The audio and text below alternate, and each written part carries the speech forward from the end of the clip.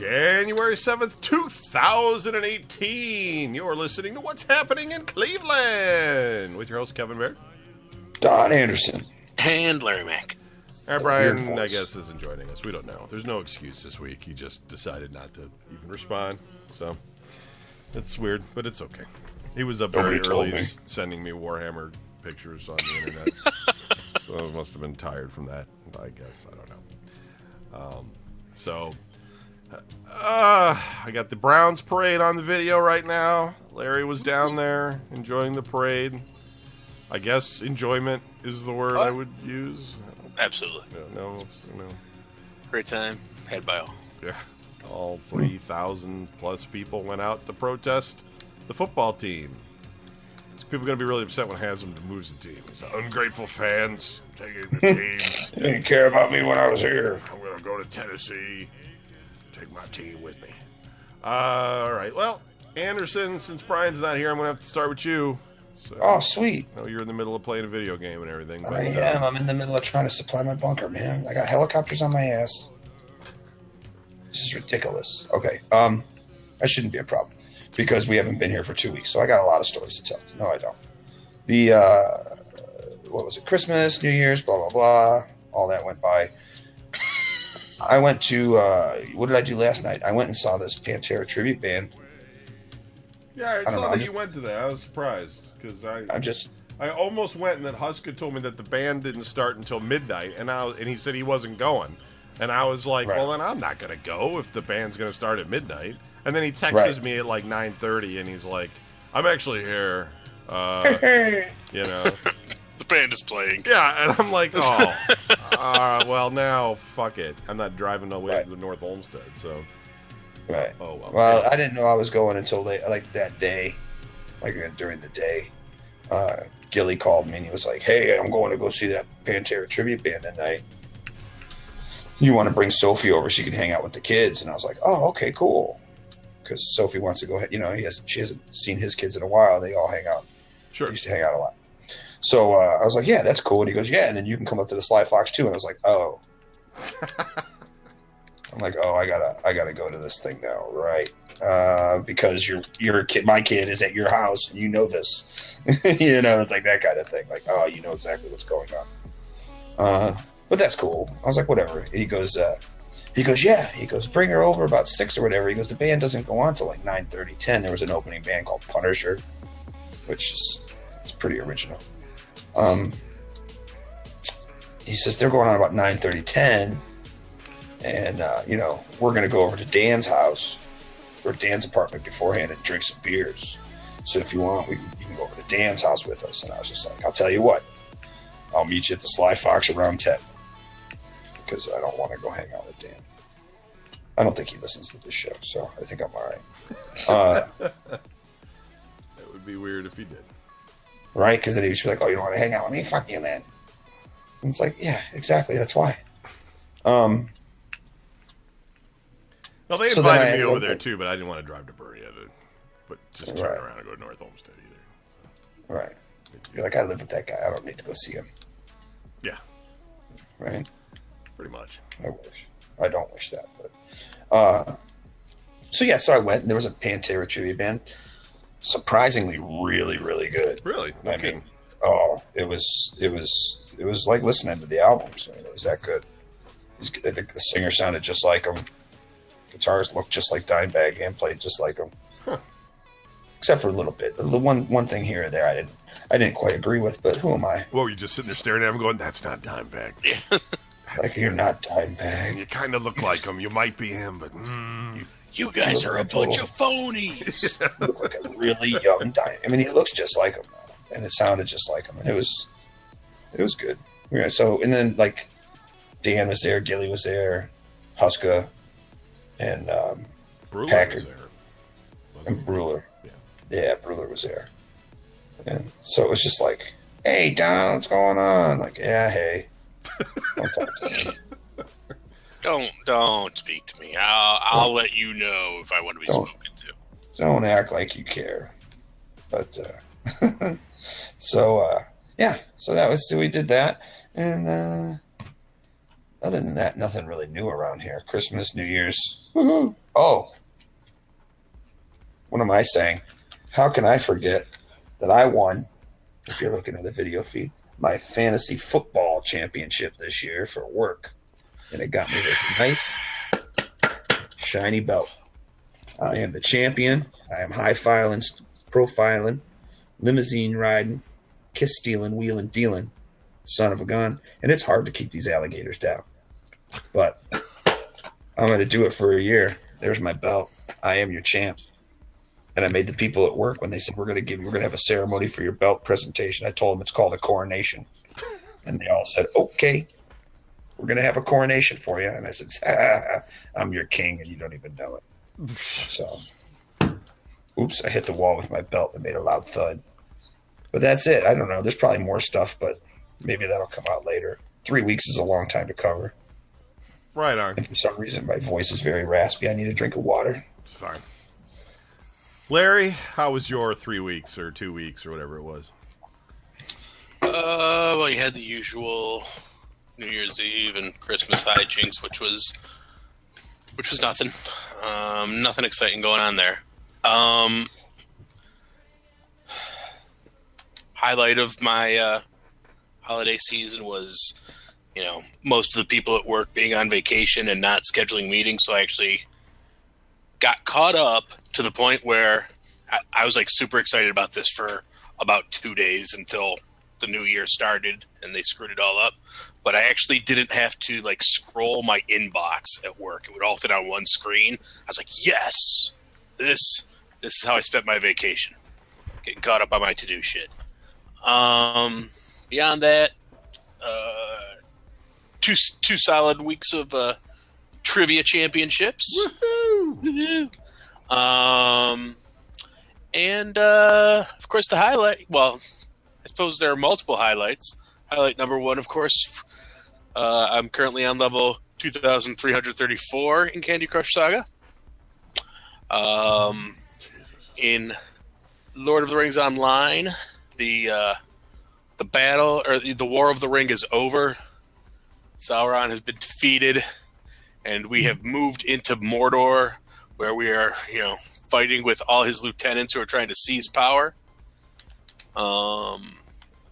And they, once again, because they don't like to learn from past mistakes, they introduced a new mechanic to the game. So way back in the olden days of Moria, they had this like crazy Radiance gear you had to buy, or else you would like just get your ass beat in the mines of Moria. Everybody hated it. They completely discontinued it to the point where like even stuff that had Radiance, they took it off. And they're like, you know what, that was our bad. That was a dumb idea. We're sorry. Oops. Now that we're going into Mordor, you got Light of Eärendil gear, which is the exact same thing pretty much. And it's just as annoying because now I'm like trying to figure out, which gear I want.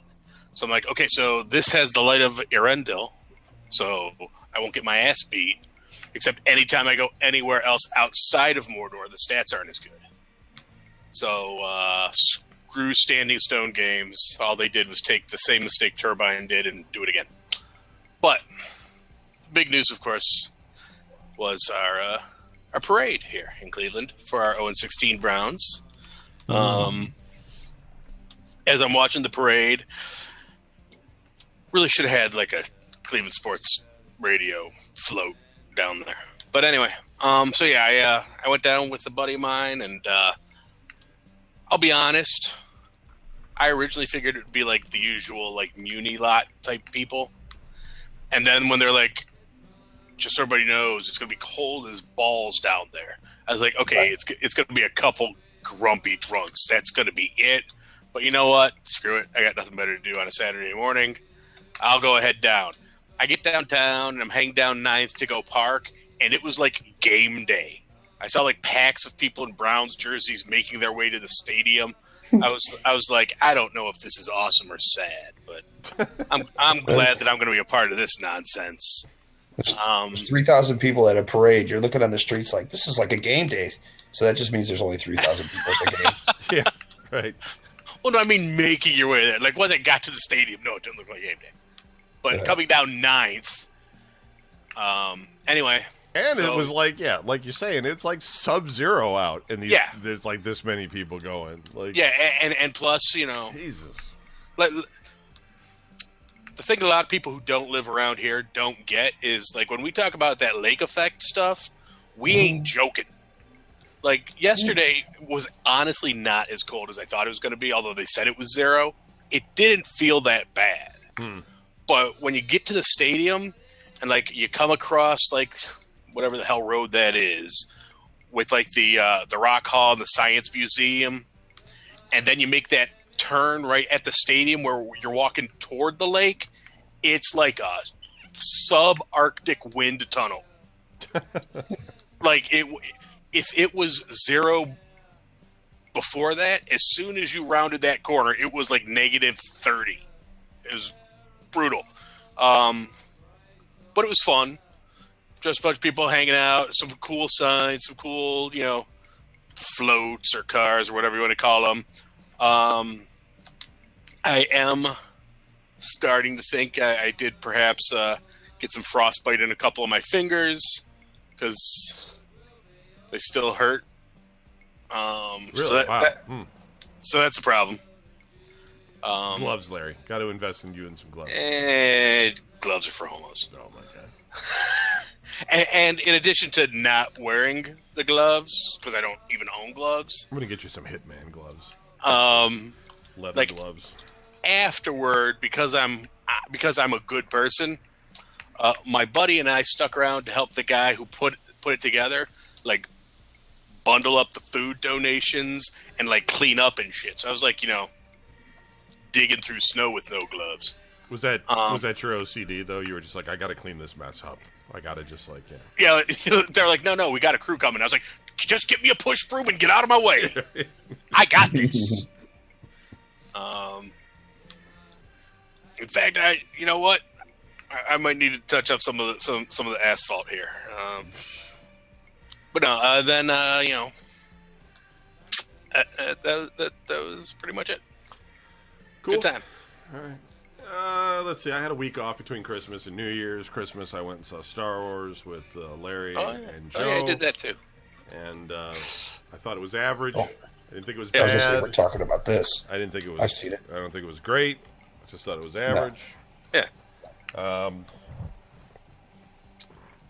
I saw too much of Larry during the whole week. Pretty much 3 out of my 5 days was hanging out late. Tuesday, trivia. Then Wednesday. What did I do on Wednesday? I did something. Larry Day. It was probably something with Larry that day. Thursday I was free, although I had to run over to Susie's house for 5 minutes and hold a pipe while her dad, who I cannot understand one word he's saying, was trying to explain to me what he was doing. And I was like, well, what do I got to do? And they're like, well, he just needs you to hold the pipe. And he was explaining to me how it was not going to work, I think. And I was like, well, I'll just hold the pipe. So I just gripped the pipe with my hands. He's like, no, you got to use a wrench. And I'm like, oh, yeah, that'd probably be a good idea. So I just stood there for a minute, held it. He unscrewed the thing. Apparently that's all I had to do. And I was like, all right, I'm leaving. And just walked out. Friday, I went over to Larry's house and tried to work on teaching him how to do cryptocurrency stuff. But Larry has a webcam from like the 8-bit computer days. It's just, I've never seen such a poor webcam in my life. It's really weird. Full disclosure, everybody. This is the webcam Kevin gave me when we decided we were going to do video on the podcast. So he's never seen anything this cheap and shoddy except when he bought it to give me. Yeah, I don't.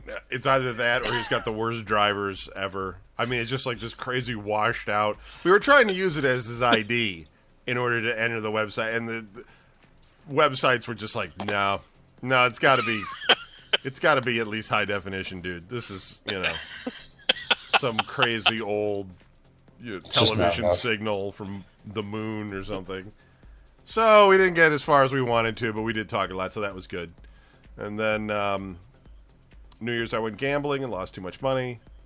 And then New Year's Day. What I learned about New Year's Day is that even though, like, I guess a lot of places are closed, restaurants are all open. Not all of them. I didn't know that. Okay, maybe not the Cheesecake Factory. No, Cheesecake Factory was. Oh. I worked. Oh, so which restaurant are you mad about? Are you saying that as an open? There were some places Did you go? that were, Did you like try Subway. You went to Subway was closed. Oh, Subway. Oh, okay. Yeah, the fast food joints were open. Most pizza places. McDonald's. Yeah. Wendy's, Arby's. I don't know. I went out. I was like, I'm going to get something to eat. And places were open. I was like, this is really weird. I just thought because I was used to New Year's Day, everything being closed in years past. And, right. Yeah, that wasn't the case. So. They're going to make money. And I went back to work. Tuesday, yeah, we won trivia against like 5 teams. And we only won because Larry basically shrugged off all of our answers and wrote what he felt would be the answer. And I staged a coup. Completely turned out right. Yeah. Which I don't think he was even disagreeing with us. I think he just, that was all he could remember was the wrong, that we turned out to be the right answer. And so we won again. And yeah. Brian just responded. And then I went over to Bill Bailey's house today to help him with his technology issues, but we didn't really get anywhere. But it wasn't bad. It was all right. Oh, and while you were seeing too much of Larry, we also had some wings and made fun of Huska's ability. That was a good time. Yeah. We went out to get wings. His band knowledge. Packard, Dan, Mole, Joe, and Larry. That's all they were doing last night was making fun of Joe. He kind of asks for it, though. I mean, he does. He says some things that are just, they make no sense. I mean, he's like 5-finger death punch, and he starts like laughing at him and stuff. They're like, "You like 5-finger death punch?" I'm like, "No." They're like, "Joe does," and I was like, "Okay, so." Yeah, you know how they do. They get fixated on one thing. Don't let it go. Yeah, I'm like, who cares? Who cares if he likes it? Dan's gonna be bringing that up 5 years from now about Joe. Remember that one time we were eating wings? And Joe liked 5-finger death punch? No, I don't remember that, actually. Dan will get really mad about it at some point, turn all red. Talk about punching people because they like 5-finger death. I don't know. No, I'm just, it was a good time, though. Joe's all right. He's just weird. He was naming other bands, too. But Blind Melon. Get into that. So. Yeah, we that's what Joe said. Joe goes, I like Blind Melon. We did learn that he doesn't like Rage Against the Machine, though. Oh, he does not? He does not, because Chop Suey is a shitty song. Yeah, which makes no sense. Isn't? Yeah. Wait. Yeah, it's absolutely by System of a Down, right. But okay. But not in Joe's mind. Yeah, but according to Joe, that just proves that both bands suck, because that song is shitty, and they're basically the same band, kind of like Blind Melon. Right. That's what he said. Because all 3 of them sound just the same. So I just ate my wings. I was like, this conversations. I thought I was missing something. Nope. Well, and the best thing is he's saying it when Packard's there, who is Mr. Music aficionado. So he couldn't. Well, dude. He was just his brain was melting over from that conversation. And I think, and the thing that makes it great is that once you pounce. And just, everybody has a good laugh.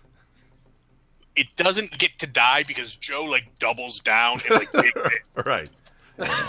He's going to defend why Blind Melon sucks because he doesn't like a System of a Down song. Right. Yeah. What? I told him, I go, Joe, just don't give him the fuel, man. Why you just, if you like music, like it. Go ahead and listen to it. Do whatever you want. And he's looking at me. He's like, "You're a heretic." And I was like, "What?" Because it's like, go and like whatever you like that stuff. Like it. I don't like it. And Dan's like, "Oh, here we go." And I go, "I didn't finish it." And he's like, "Oh, what else you got to say?" I was like, "Joe, if you want to listen to that, you go listen to that because I can't help it if you like shitty music." It just went from there. Yeah. It's like it's like everything else. Well, you won't hear the end of it until there's a new target. And then Dan wants to know why nobody wants to hang out. Not anybody want to hang out with me. I don't know, because everything they like, you make fun of. Put a brush up your butt. I mean, I don't see Dan very often. He could come out more. I think that's the main thing. I mean, if I don't see you and I barely come out, then you got a real... Once in a while, he's out Wasteland. That's about it. Only once in a blue moon, too. I mean, he goes out more than Anderson. And Anderson... Come on. No, Anderson... I don't go out at all. You go out all the time, but you've just got, you've got such a diverse, different little groups of people that you see. I got a different ecosystem going on over here. You're constantly seeing these little pockets of people. It's like you're like, I'll pen you in third month of the year. Yeah. I'll see you in January. Oh, it's January? I'll see you in February. Right. All right, let's do our drinking game. Whoa. There's not a lot of shootings this week, but there is some interesting news articles regarding the chaos that is Northeast Ohio and the state of Ohio. If you've never played the game before, basically we're going to read off the Metro News. If some kind of a crime happened on the east side, you have to drink. If there's a shooting, you have to drink. And if Jennifer Cha-Cha announces the bad news, you have to drink. And if we get a hat trick, which is all three in a news article, you got to drink the bottle. Unless it's a 2-liter of California wine Dr. cooler Pepper. or something. No. Now you don't have to do it. Rocky River, Ohio. Postal carriers say a rafter of aggressive wild turkeys have prevented them from delivering mail to more than 24 homes in a Cleveland suburb. According to reports, residents on a number of streets in Rocky River have had to pick up their mail at the post office because the turkeys have created unsafe conditions for carriers to deliver to their homes. Remember when the post office would be through winter, through storms, but not killer turkeys. Killer turkeys, no. And I've lived here a long time. I've never seen packs of vicious turkeys at any time that I've lived here. Rocky River Mayor Pam Bopp said the problem has persisted for the last 3 weeks. City ordinances don't allow for the turkeys to be eradicated, she said. The city has instead sent letters to people asking them to stop putting out bird feed in the hope the turkeys will go away. Turkey lurkey. U.S. Postal Service spokesman says some carriers have been pecked, but none have been injured. Really? So the post guy was just like, I'm not going out there, man. I'm not going. Those turkeys are mean. Things out there, bro? And he's he goes out there with the mail, and they're like, they're attacking him or something. I mean, what are you talking about? Yeah. Turkeys are violent, bro. It's but seriously, they just don't like the mailman. Oh. It's the most ridiculous thing I've ever heard. They got pepper spray. Just nail the birds with the pepper spray. That's inhumane, bro. It's probably some back part of the Rocky River that he just doesn't want to drive down. I was going to say, for all the non-Cleveland people, Rocky River is not exactly the country either. I mean, it's a suburb. Yeah. It's a well-to-do suburb. I mean, it would be one thing when I was living down in York Township. Yeah, we would get roving feral cats and rafters of turkeys roaming the streets. But Rocky River, there's indoor plumbing and them hard concrete streets and everything. Plus, they're kind of more upper class there. So because if it was down here in North Royalton or even worse where Larry's at, everybody would have eaten the turkeys by now. There wouldn't be any turkeys at all. That's right, because I live I live out in the hills. Yeah, right. You gotta go through crazy Amish country to get to Larry's place. You gotta ask Amish if you can open the gate to go down the old.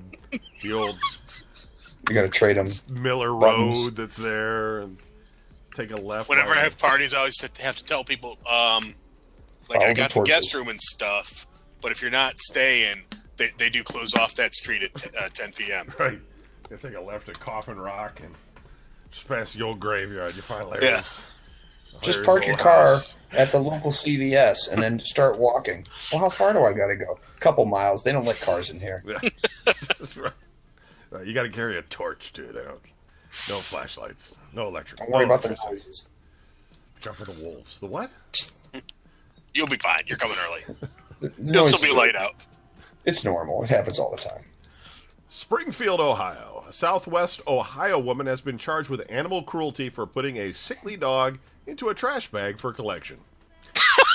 Not even dead, just sickly. Right. I'm not dead yet. Like, I would at least kill it first. Like, snap its neck, throw it under the kiddie pool or something. Oh. The Springfield News-Sun reports 53-year-old Tracy Brown of Springfield appeared in court Friday and asked for a public defender. Police say Brown called police last month and asked how to dispose of a dead dog, telling a dispatcher she'd put the dog's body outside because it smelled.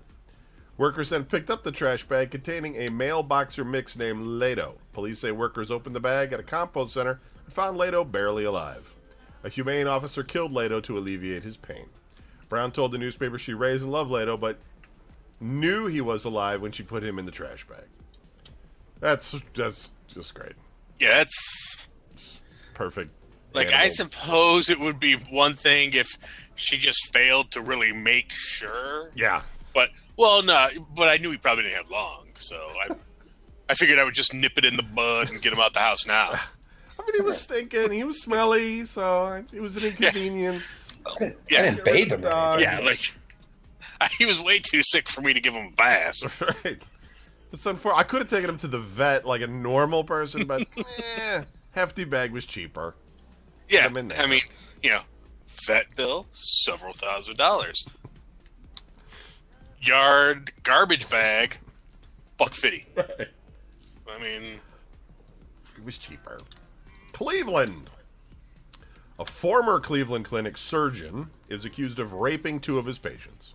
Oops. And a USA Today investigation found the hospital knew about the cases, but kept him on staff while they reached a confidential settlement. Ryan Williams is a colorectal surgeon. Very interested. Oh, man. Very interested in that part of the body. Who was accused of raping 2 women in 2008 colorectally? and 2009. He left the Cleveland Clinic last summer for another hospital where he was placed on administrative leave after his employers discovered the allegations against him. The first alleged rape happened on April 11th, 2008, when a patient was received a rectal exam from Williams. The patient said she went in for a surgery. Williams inserted his penis into her rectum during the exam. Well, that's inappropriate. It doesn't say that. It totally says that. The patient said Williams inserted his penis into her rectum during the exam. It does not say that. Totally says that. After the patient pressed charges, she got a rape kit, which along with other tests proved inconclusive. In an interview with USA Today, a spokeswoman for the clinic said Williams took a polygraph test, which was filed over to a grand jury, but he was never prosecuted criminally. Fast forward to February 6, 2009, when Kristen Fear went to see Williams to have a hemorrhoid removed. According to a police report obtained by News 5, Fair told police that Williams brought her into the examination room alone, where he gave her 2 white pills and a cup of water, saying she needed to take them immediately. She recalled groggily getting on the table and leaving the medical center in a haze with her then-boyfriend. In October 2014, Fair's memories started to come back in flashes and were accompanied by a feeling of terror that was so intense that she felt she had to suppress it as best she could, according to the police report. She remembered being pushed from behind, turning, and seeing Williams holding his penis. And there's another page. Hold on. Assuming she was the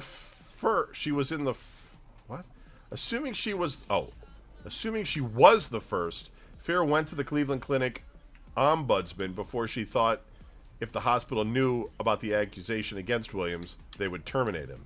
That wasn't the case. Then Fair went to the Westlake Police Department. She was later given poorly redacted versions of her report and that of the first victim, but was quickly told the first victim's report was released in error. Westlake Police Captain Guy Turner told USA Today that the first victim's case was ordered to be expunged by Common Pleas Court Judge John Russo in 2014. Williams was never charged with a crime. I'm not going to keep reading it. But, yeah. A couple things you don't want to have happen to you in a situation like that. One is you go to the hospital like, oh, my God, here's what this doctor did to me. And they're like, God damn it, not again. Or when you go to see the police and you're like, I want a copy of the police report that was filed. Which one did you need? we got a few on that guy. I mean, is the doctor sitting there and he's just like, well, that ass is too hot for me right now. I'm going to just have to waste my whole career and life and just if I just drug her, she won't know.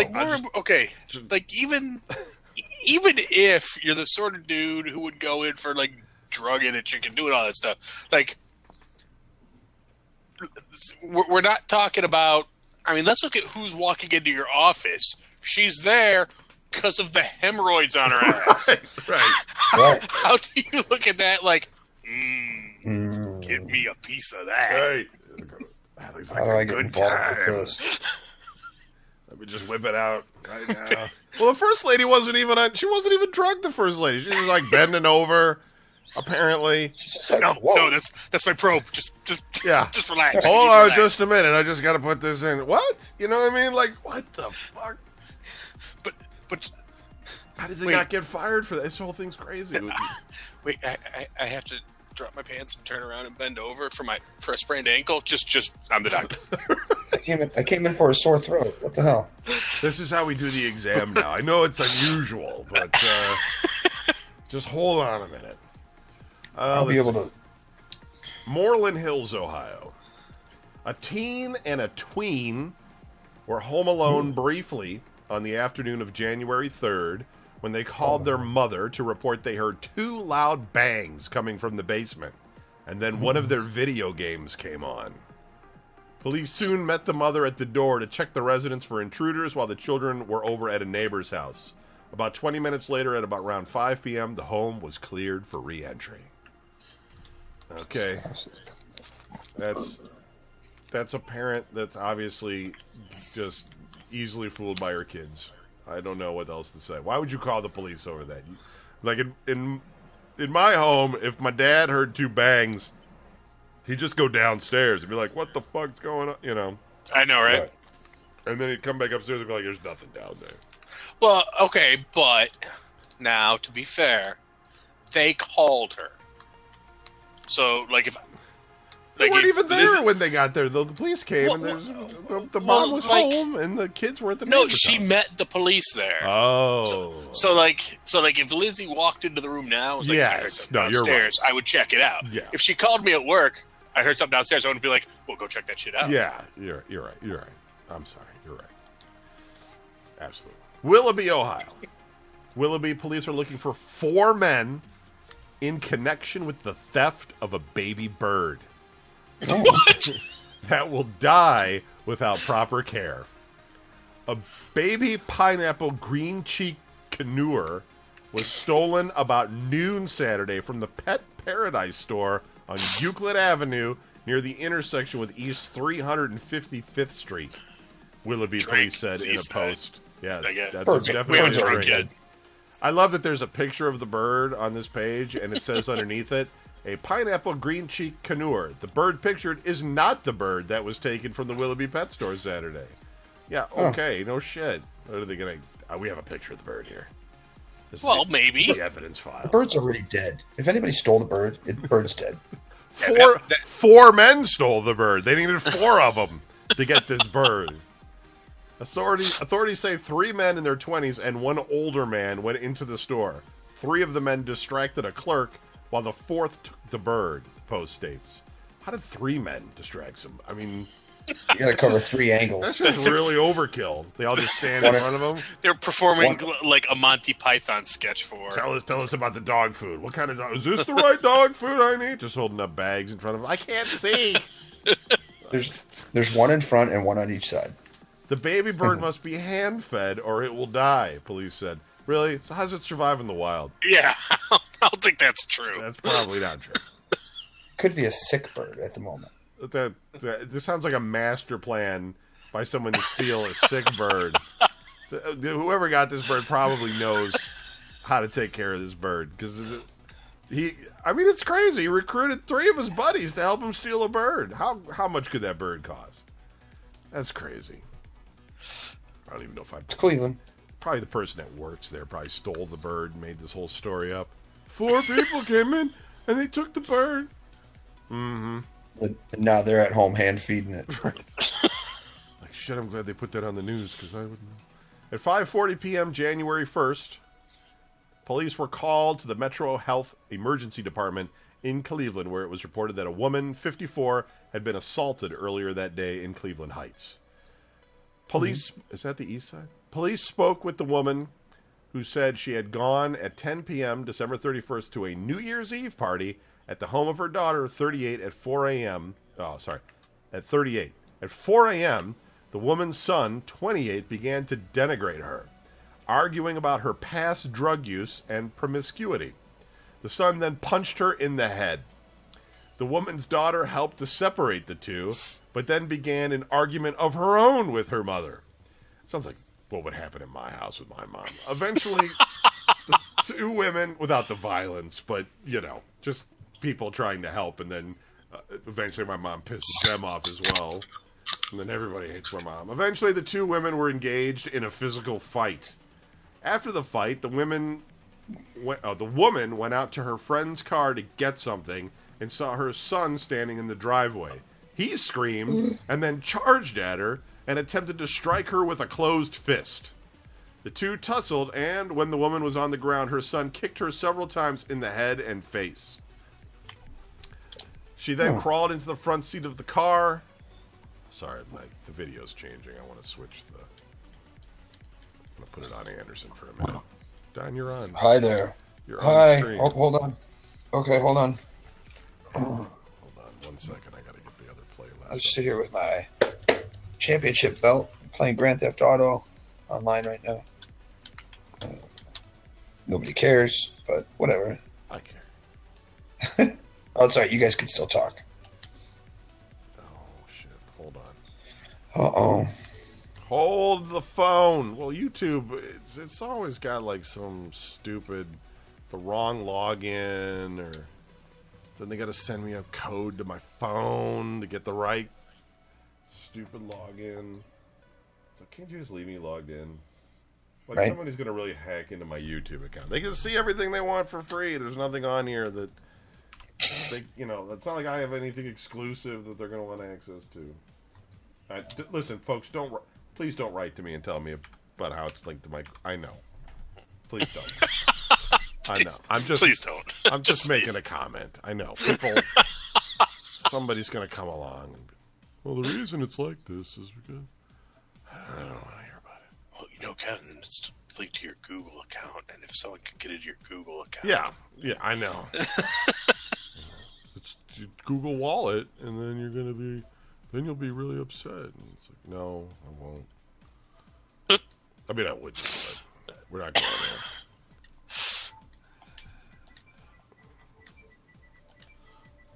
Hold on.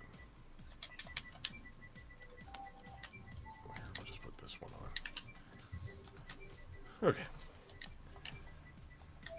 The two tussled, and when the woman was on the ground, her son kicked her several times in the head and face. She then crawled into the front seat of the car of her male friend, who had taken her to the party. The male friend lives in Paynesville, that's Eastside Drink, and being unfamiliar with the area, took her to a medical facility in Paynesville. Oh, that's nice of him. I don't know if there's a hospital around here, so I'm just going to drive all the way. Wait, where were they originally? Cleveland Heights. Dear Lord. And drove all the way to Paynesville. But then it says she was then taken by Life Flight to Metro Health's main campus. Oh, that's going to be lovely on her freaking bill that comes in the mail. Thanks, honey. Thanks for driving me to Paynesville so they can Life Flight me to freaking Metro Health. How bad did she get beat down? They had to Life Flight her. It's like $3,000 or something just to take that. There's a helicopter in Cleveland that is Life Flight that will take you to. Well, I don't know. It'll take you to the hospital. I guess. Yeah. Here's where it says. It says, the woman, who could lose an eye due to the beating, sought to pursue an assault charge against her son. The woman's daughter told police the party had been a friendly one until people became intoxicated and somebody invited Hope Solo to shut down. She said that when the son returned inside the home, he said nothing about a violent encounter. Police filled out complaints for felonious assault and domestic violence against the son, a Euclid resident who has a prior conviction for domestic violence in Paynesville. It's all fun and games till someone gets drunk and stomps out your eyeball. Yeah, it's crazy. That's your mother, too. It's what the hell? I know, that's... What's wrong with these people? These subtitles. Yeah, you know. No, you don't. Never mind. I don't know what the deal is with these subtitles. It says they're on... Oh, so there's bad. more. I don't know. It's weird. Okay. Orange, Ohio, wherever that is. Disturbance, Orange Place. After disbanding over 30 people in a room at the Extended Stay South Hotel on New Year's Day, police were summoned for a second disturbance call shortly after 2 a.m. 30 people in one of those little-ass rooms? That's crazy. That's almost like Wasteland. All right. I don't even know if we could get 30 people in a room. I mean, like those big rooms. I think we've had 30 people in a room. Like that crazy one where Blackie was wearing a kimono and wanted to show a video to everybody. Maybe then. And that woman threatened him with a knife or something. They found that the party had grown again from the 4 people who were allowed to stay in the room after the first call, and that some were now jumping out of the ground floor window and running when they saw the cruisers returning. The 15 people remaining in the room basically ignored the officer when he came to the window and announced that everyone had to get out, even after he told them that they had 5 seconds until he released pepper spray inside. 2 sprays directed towards the ceiling was all it took to clear the room, after which the hotel management locked the door and changed the key code while officers dispersed loiterers in the parking lot. So that's what has to happen in Cleveland. You got cops just show with pepper spray. They used to just, like, you know, have people leave. Now they just gas everybody. Akron, Ohio. An Akron man who claimed the host of Wheel of Fortune told him to kill his mother was found not guilty Thursday by reason of insanity. Pat Sajak is creepy. Derek Williams, 48, will instead appear at a commitment hearing January 18th to determine where he will be hospitalized to receive mental health treatment. Summit County Common Pleas Court Judge Christina Croce handed down the ruling just 5 days before Williams was scheduled to stand trial. Summit County Prosecutor's Office spokesman James Pollock said. Williams was charged with murder in the December 15, 2016 killing of his mother, Elaine Williams, who was beaten to death with a frying pan, Pollock said. That's crazy. Williams' attorney said he was watching Wheel of Fortune when he heard voices. He believed longtime host Pat Sajak told him to kill his 78-year-old mother at the Hartford Avenue home where they lived together. Like, I could see it. Let's say that happened, though. Let's say I'm watching Wheel of Fortune and Pat Sajak tells me to kill somebody. I'm not doing it. No. You know what I mean? Like, I mean, like, that's really fucked up that you're talking to me, Pat, but I'm totally not doing what you're telling me to do right now. So this illustrates why I don't buy the not guilty because you're insane thing. Because, okay, let's say you are absolutely fucking insane, smearing your feces on the walls, crazy. Right. If the nature of your insanity is such that you sometimes think that game show hosts on TV are telling you to murder people, we're probably better off just locking you up anyway. Like, not because it's your fault, but I mean, like they didn't shoot Old Yeller because he was a bad dog. They shot him because he got rabies and was going to kill people. Right. So, you know, fine, it's not your fault because you're crazy, but you're not like the cool kind of crazy where we can put you on YouTube and laugh at you. You're the kind of crazy where you murder people. See, I think, like, I don't think, like, going to, like, mental health is, like, going to be any better than just being in jail, because in jail you're hanging around with a bunch of, like, fairly normal people that are just crooks. Most of them probably were strung out on drugs and shit before they did what they did. So you're having normal conversations, you're trading books at the library, you know, you're switching your tater tots for whatever they got, or however you get playing cards. But if you're in the mental institution, you're in there with some freaks, right? These are people that are locked up. They're just crazy. You can't even have a good conversation with somebody. They're just going to come up to you and just smack you in the face for no reason and be like, Pat Sajak told me to do that. Be like, God damn it. This is bullshit. This place sucks, you know? And then, like, those doctors all talk to you all the time. They're like, well, why do you feel that way? Did you take your medicine? You know, and you're zoned out of your gourd. I don't know if that would be better. I don't know. I mean, it sounds like it might be, but it's all like that horrible hospital food, you know? They probably make you, like, get electroshock therapy and everything. Constantly. Lobotomy Tuesday. Yeah, they're just running experiments on you. not letting you do anything. You're like, I'm a grown man. I can put on my own underwear. They're like, no, you can't. No, you can't. Hold him down, Steve. Let me go, Steven. You know, just shut up. We're going to put these underpants on you right here. Hold on. You know, jail at least has some dignity. That's all I'm trying to say. Mental health, I don't know. They totally got you at that point. Plus, they probably just, even if you weren't crazy, they probably make you think you were crazy after a while. Like, yeah, why did I do it like that? Cleveland, Ohio. 8 Cleveland police cadets. Larry will love this one. 8 Cleveland police cadets were hurt last month during a hand-to-hand combat training exercise at the Ohio State Highway Patrol's Police Academy in Columbus. 6 of the cadets, 4 men and 2 women, went to a hospital for treatment. One cadet dislocated a shoulder, and 5 cadets suffered concussions. So Cleveland Police Detective Steve Loomis, who was president of the Cleveland Police Patrolmen's Association when the incident occurred December 12th. There, he loves it. It's good training they got, man. 8 cadets in the hospital. 1 recruit remained at the hospital because of a previous injury, but was released less than a week later. The other 5 recruits were treated and released. Ohio State Highway Patrol spokesman Lieutenant Robert Sellers said 2 other recruits suffered concussions during the training, but were not taken to the hospital. They're like, well, you guys got concussions too. Yeah, we can only fit 80 in the van, so you guys are just going to have to tough it out. You know, you'll probably be all right. Just keep an eye on their pupils, and eventually that big one will go down. They're gonna be protecting us. Yeah. Okay, everybody, we're gonna work on the hip toss.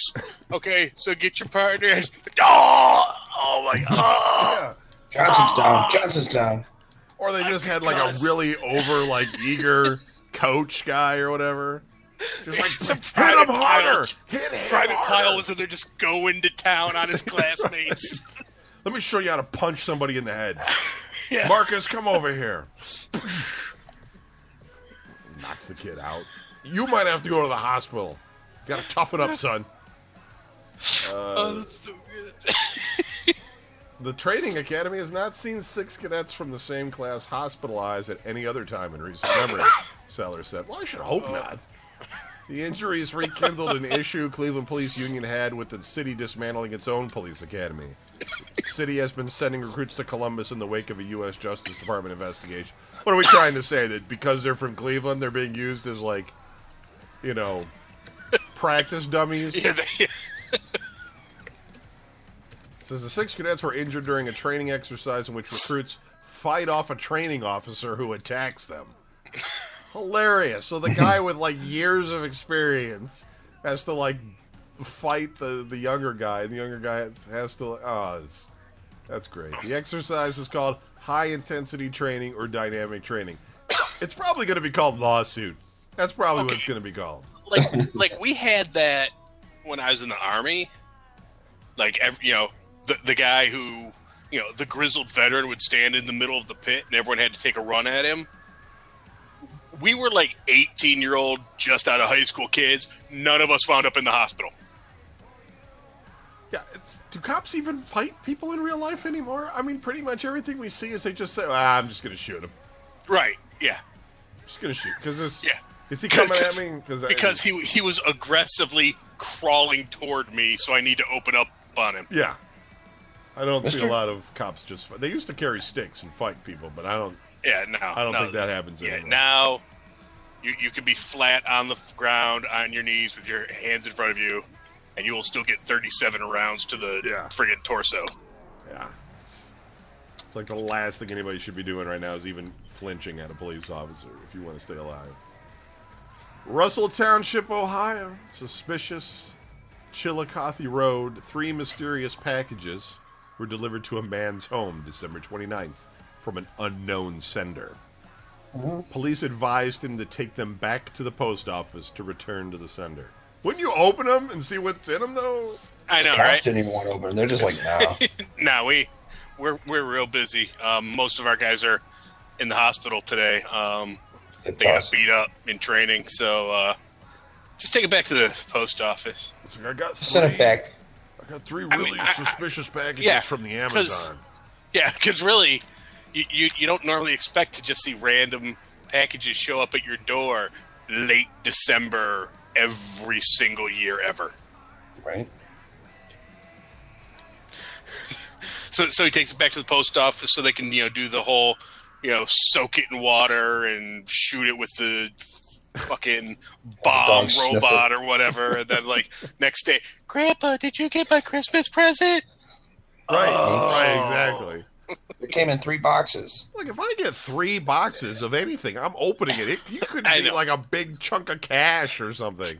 Like accidental drug money sent to my house and be like, I'm keeping it. I'm just going to keep it. Somebody comes looking for it, maybe I'll give it back. I'll just put it under my bed. Yeah, because I'm going to open it because either I'm getting free stuff. Right. Or it's a bomb, I'll be dead, and I don't need the free stuff anyway. Probably not a bomb. Who's going to spend that much time and effort to kill one of us? and more importantly, talk about world's shittiest mail bomber. I'm not sure why you would send 3 mail bombs to the same person. Just to make sure they got it. Yeah, I want to make sure, in case he survives the first one, when he opens the second one. Because, the authorities get the first one, then the other 2, or maybe they find the second one, well, then the third one will slip through. One of the 3's got to slip through. The cops defuse it. Oh, you got 2 other packages? No, I'm pretty sure these are good. Thanks, officer. The guy was, cutting up body parts and sending one each day. He gets all 3 back in the mail. He's like, what the fuck? He didn't even open them. Yeah. What am I going to do? What am I going to do with 3 dead people's penises? Police received a call at 7:35. This is on Bagley Road. That's in. That's my neck of the woods. Just as Bagley Road. Where is this? Middleburg. Bagley Road. Middleburg Heights. There you go. Police received a call at 7:35 p.m. January 2nd about a man passed out in a small car in the intersection of Engle and Bagley Roads. I was sleeping. The officers found the car stopped in the center through lane, which sat through 2 green lights. Its engine was running. Listen, that's a pretty busy intersection. That Bagley and Engle, it's like, you do not, I don't even know how you pass out right there and not get killed. People avoid that stretch of land. People avoid that street at half the time of the day because it's so busy. The driver looked unresponsive until the police officer opened the door and he awoke. The motorist said he was tired from working all day and just fell asleep. Yep, sure. The officer discovered the suspect had a warrant for drug possession and several suspensions. The motorist did not have any identification with him. He admitted to using heroin the day before and said he had a used syringe in the car, which police found as well as other drug paraphernalia. They also found a folded paper that contained heroin. The suspect declined to make further statements. He was also charged with possession of drug paraphernalia. Officer, I was just really tired. Yeah, okay, there's a needle and heroin, but it was from yesterday. I'm fine right now. I did heroin yesterday. Yes, I'm not a bad person. Yeah, it's from yesterday, though, so is there a statute of limitations? I'm just really tired from working. I don't really have a job, but let's see. This one is in Solon, which is East Side. Drink. At 9:15 p.m., December 27th, a woman, 20, went to the lobby of the police station to report that she had been assaulted by her child's father at the man's house. The woman said that at about 4 a.m. that day, the man became... I don't know why you're... Why was she at his house at 4 a.m.? Right, yeah. The man became upset with her while the two were in bed. Oh, okay. The man punched her several times, threw her out of bed, and threatened to kill her. I wasn't laughing at the fact that a woman got punched, sorry. No, I understand. The complainant's left eye was swollen and bruised because the couple's 3-year-old son was present when the incident occurred. I've been mad sometimes at somebody, even in bed, but I've never been like, I'm going to punch you in the bed. Yeah. You got to be really, really angry to, when you get out of bed first, let's go downstairs so I can knock you out. The complainant's left eye was swollen and bruised because the couple's 3-year-old son was present when the incident occurred. So they're in bed and the kid's standing there. That's just great. Please What's your kid doing up at 4 a.m.? Social services, that's true, yeah, and filed a report. The man, 22, was arrested the following day when he turned himself into police. Dumb. It was probably one of those things where, like, he went into the police office. He's like, yeah, I did punch her. And they're like, oh, well, thanks for admitting that. You're going to jail. Right. He's just like, no, you don't understand. She's crazy. North Ridgeville, Ohio. An unidentified man shot an Avon woman drink Thursday afternoon while she took a break from work in her car in North Ridgeville, police said. The 54-year-old woman, this is like North Ridgeville, like we do this news every week. North Ridgeville's had a fairly large amount of crimes this like past few months. Like, you keep talking about people getting shot or murdered over there. I don't know what's going on. They're building that city up. Used to be a nice little country town. The 54-year-old woman was shot just before 12:30 p.m. on Bender Road at Taylor Parkway. The woman was working as a temporary employee at Invacare Corporation and was on break when the man shot her. Employees often take breaks at the end of Bender Road, police said. Okay, it's really weird. Yeah, they do. Like, I'm on break, I'm just going to drive down the end of this road. Strange. North Ridgeville Fire Department took the woman to University Hospital's Elyria Medical Center for treatment. She was later flown to Metro Health Hospital in Cleveland. The woman's name is being withheld until relatives are notified, police said. I don't know. If I was, like, conscious and they were like, we're going to fly you to Metro Health, I'd be like, why can't you do it here? Seriously. This shit's like $3,000 a flight. Tell me why I can't do it. Well, we're doctors, but we can't help you with a bruised eye or whatever. I know she got shot, but say that other person. She had a bad eyeball. Her current condition was not immediately available. Authorities said the woman called police and said that she was injured and was going in and out of consciousness. The woman told police at the scene that the unknown man in his mid-20s approached her and after a brief conversation, shot her several times, investigators said. The man drove away in a maroon SUV that went westbound on Taylor Industrial Parkway. I'm thinking it might have been a bad drug deal or something. Personally, that's what I'm thinking. Thinking you're driving down to the end of a road, nobody's there, you're on break, some guy's there, he just randomly shoots you. I know what happened. I don't think so. Tell me what happened, Don. She set up a drug deal with this guy. Yeah. Because she works in Invacare, right? Isn't that like a old folks home or something like that? Or some medical something. Yeah, it's got something to do with medical stuff. And she probably was like, yeah, I can get you whatever you want. And he was like, all right. And he showed up at break time and he says, did you get that? And she's like, no, you know what? They actually lock everything up. And I'm stupid and I don't know what I'm doing. I'm just on a temporary basis here. And the guy was like, well, you know what, bitch? Bam. Probably. You might be right. What the hell am I watching? This is Cleveland. There's people driving around. It's Cleveland. This ain't Cleveland, man. It's totally Cleveland. Yeah. Bike Star Life Boys. Cleveland. Sunday ride out. That's what it is. Star Boys, baby. And finally. Cleveland, Ohio. Prosecutors on Thursday asked the jury to convict a Brooklyn man of aggravated murder for a 2016 wrong-way crash suicide attempt that left a Baldwin Wallace University student dead. Mike Ratter purposely drove 90 miles per hour in the wrong direction on Interstate 480 in Brooklyn with the intent of striking another car in an attempt to take his own life. And They should have granted him his wish. And found the target in 20-year-old Kayla Coates' oncoming Ford Fiesta. That was your first Why mistake. would you ram a Fiesta to kill yourself? Right. There's plenty of trucks you could have hit.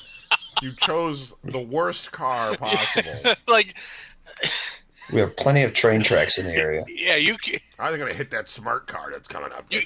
You veer off the tow path on a bicycle into a Fiesta, you ain't going to kill yourself. Assistant Cuyahoga County Prosecutor Blaze Thomas said during opening statements Thursday, "This is not an accident. This is not a mistake. This is not confusion. It was a purposeful, knowing act," Thomas said.